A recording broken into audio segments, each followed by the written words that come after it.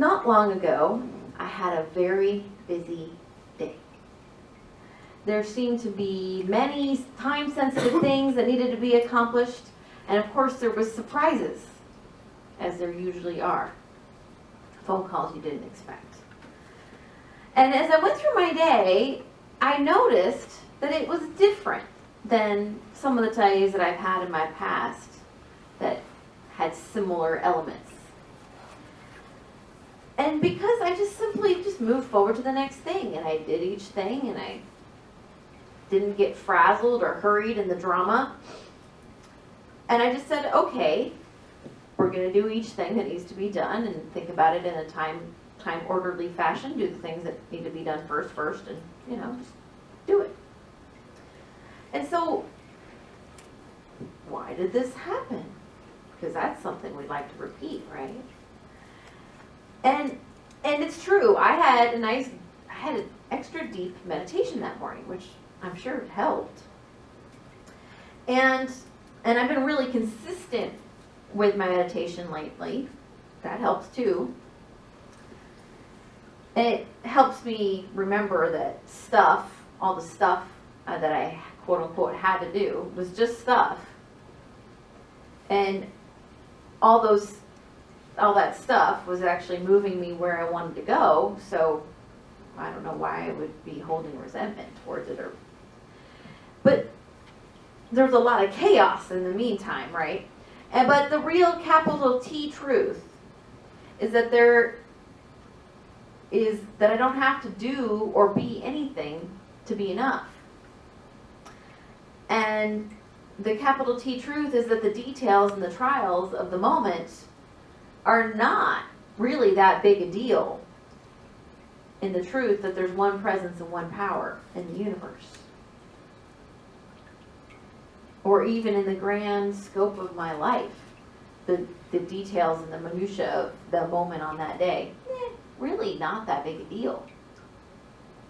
And so I could do those things without getting caught up in the frenetic energy that sometimes those kind of days lend to. Now, if you go back in the office/classroom area that's in transition that we were talking about, you will see what may look like a disaster area. But the chaos is also part of becoming something new. It's a necessary part of change and transition. And in a few weeks, there'll be a whole new way we'll use this space. We'll emerge a way that I've been visioning in my mind and working through all the kinks in my mind. And that doesn't mean there still won't be kinks, because that's how things happen. You see it in action and then you have to make tweaks. But to get there where the office space will be more efficient and we'll have room to welcome the kids, and how we use the space just will make so much more sense. Will be awesome. But before that, big capital letter chaos is what we get to go through. Seriously, look in there. It's a mess. And the good thing about office or home redesign is that in the end is in sight. And it's not too difficult to see that this is not the final answer, that this is just a part of the process of getting where we want to go. But it can be harder to see this in the larger arc of our life and world experiences. It can seem like there's nothing good to come out of a situation or of the chaos that we see going on. And it can seem like a very bad thing that you imagine is going to come to pass. But my question is twofold when we're getting ourselves worked up about what's going on. This is the question, what if the quote-unquote bad things happen? Does that change that there's one presence and one power in the universe? Question number 2. Would things turn out better if I put my creative energies into the good that I can be instead of what might happen?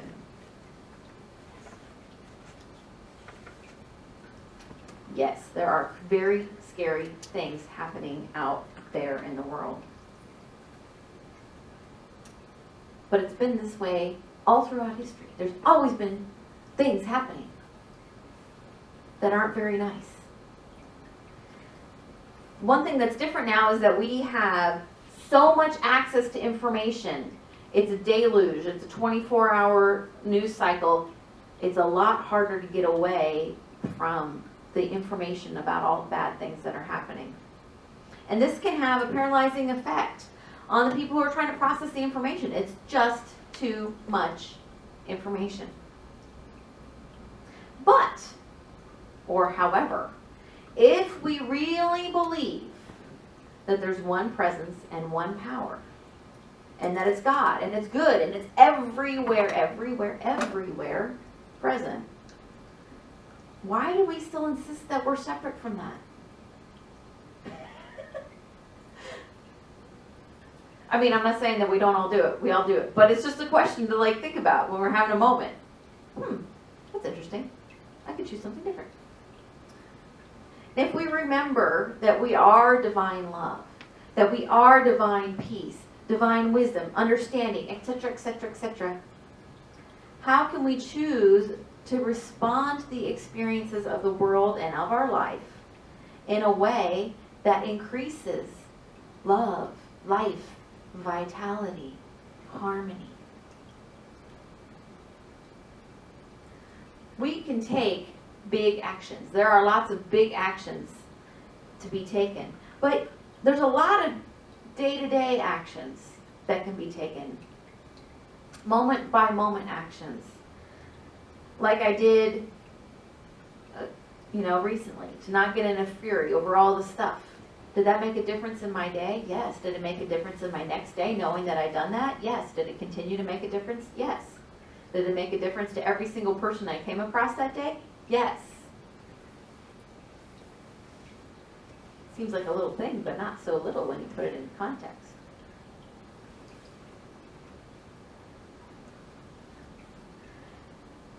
So there's a story, you may have heard it. I don't care, I'm going to tell you anyway. There was a chef, and his daughter was having a rough time, complaining about a lot of stuff. Everything's awful. You ever had one of those moments where you're just like, everything's awful? So, he brings his daughter into the kitchen, and he puts 3 pots on the stove with water in them. Turns them up to boiling. In one pot he puts potatoes. The next pot he puts eggs. And in the next pot he puts ground coffee. 20 minutes later, takes them out, strains and filters and all that. Well, what do you have here? And she says, potatoes, eggs, coffee. He's like, okay, tell me about the potatoes. Well, they're soft. Okay. Well, tell me about the eggs. Crack one open. Oh, well, it's cooked. It's hard. Tell me about the coffee. It's delicious. But while the boiling water made the potato soft and it made the egg hard, the coffee transformed the water into something new.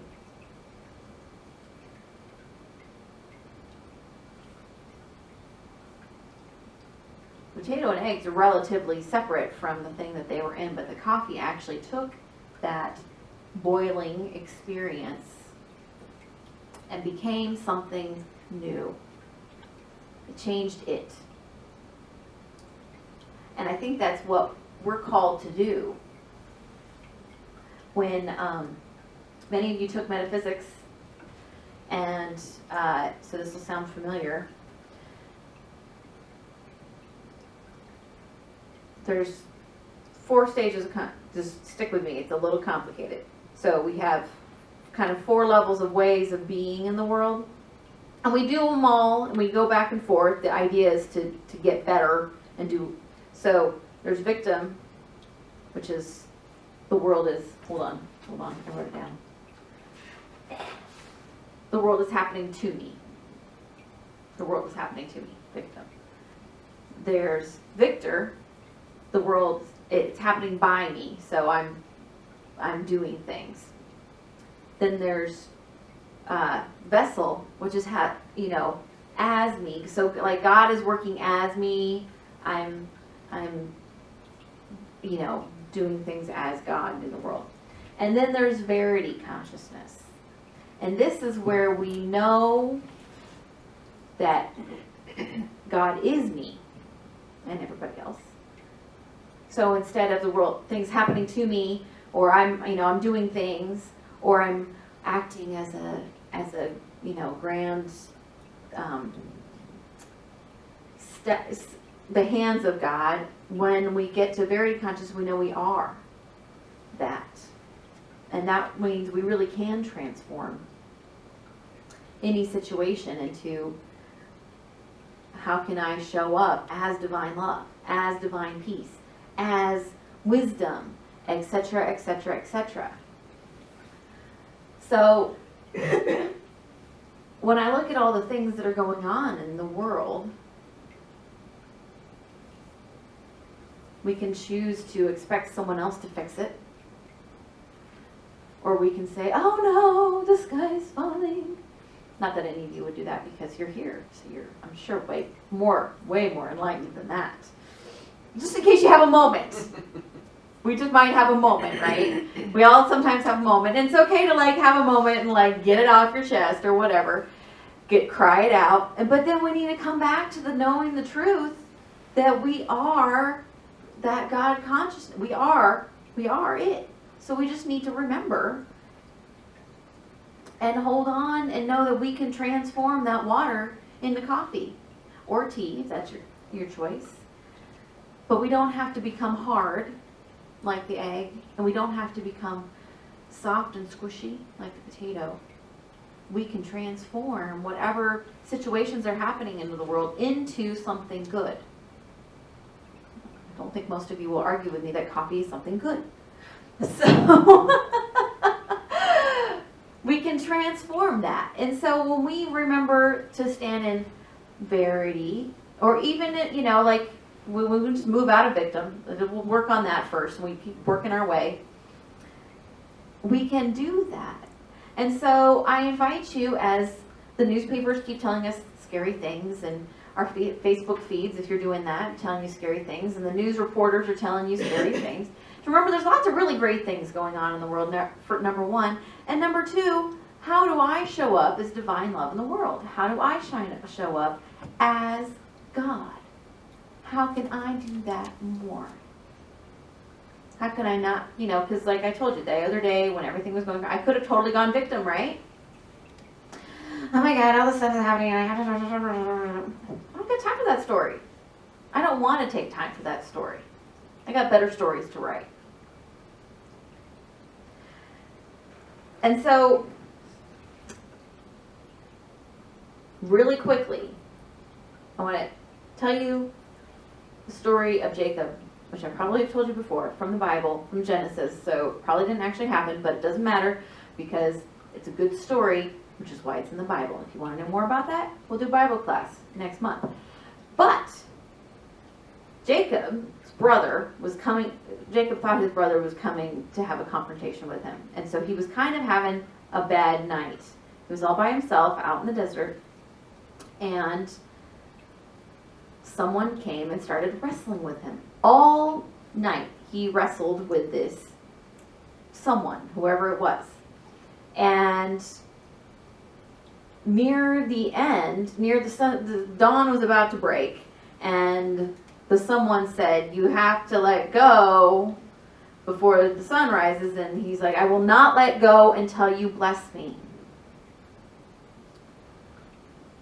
I don't know you. If I was wrestling all night, I'd probably be like, all right, fine, truce, let's go. But he said, I will not let go until you bless me. And so a few things happened. And in the end, he was blessed, and this entity was the Spirit of God or an angel or something like that. It's not entirely clear, but that's not really the point, is that he was going through adversity, And he said, I'm not letting go of this adversity. I'm going to hold on to this until I get something good out of it. I'm going to make something good out of it. And that's something we can remember. And then when his brother showed up the next day, they were able to connect and work through whatever was going on, and it didn't become the big showdown that he thought it was going to be. So whether that was because he got the blessing from the angel, or whether it was because he became transformed by realizing something about himself, I don't know.